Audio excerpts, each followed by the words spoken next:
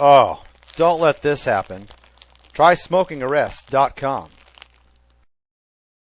President Obama has landed in Kabul, Afghanistan, his first trip to Afghanistan as president. Much invested there for the Obama administration and for this country.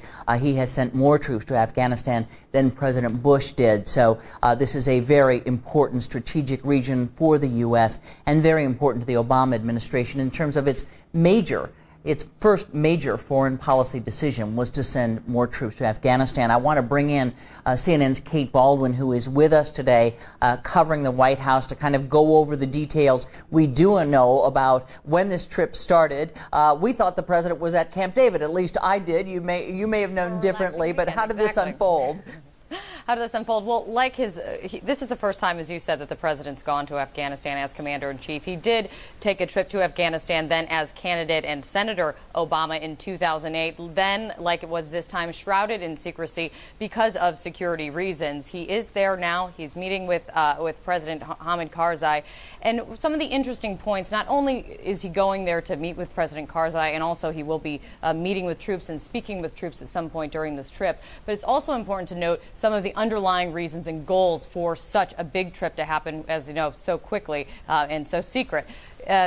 Speaking to reporters that were on the pool report note, I just could read you a couple points, Candy, because it is interesting. We're told National Security Advisor James Jones spoke with reporters, and he said that the president will engage President Karzai to make sure that he understands in his second term that certain things that had not been paid attention to almost since day one, and they wanted to talk about that. And among those things, he says, is a merit-based system for appointment of key government officials, battling corruption. That's something that's been a big frustration from this administration and from the U.S. is some of the widespread corruption that has been suspected in Afghanistan in terms of government officials, and that's one thing we know he'll want to talk about going forward. It's our Kate Baldwin in Washington. Stick with us, Kate, because we do have Atia Abawi, our correspondent, and she is in Kabul, and I want to bring her in now.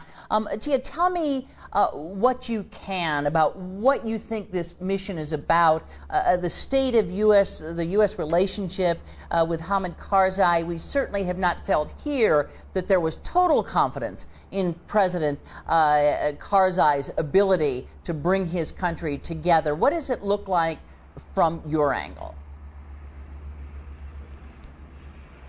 Candy, what's really important here is that President Obama has made it to Afghanistan, but we also have to look at how long it took him to come back to Afghanistan. He actually, his campaign was surrounded, his foreign policy campaign, about moving the war on terror from Iraq back to here, back to where it started. But yet, this is his first time actually coming to the country, meeting with President Karzai in his own palace. They did meet back in June at the White House. But what's important here is it seemed as though President Obama was distancing himself from President Karzai, especially with the campaign here in Afghanistan in 2009, a presidential campaign that was marred with allegations of fraud. President Obama and his administration making it very clear that they were not happy with President Karzai's administration. They were not happy with this government that is seen as a corrupt government, not just by the international community, but by the Afghans here themselves, the Afghan people, over 8 years now, living through a war, living through promises made by the international community and by their own government,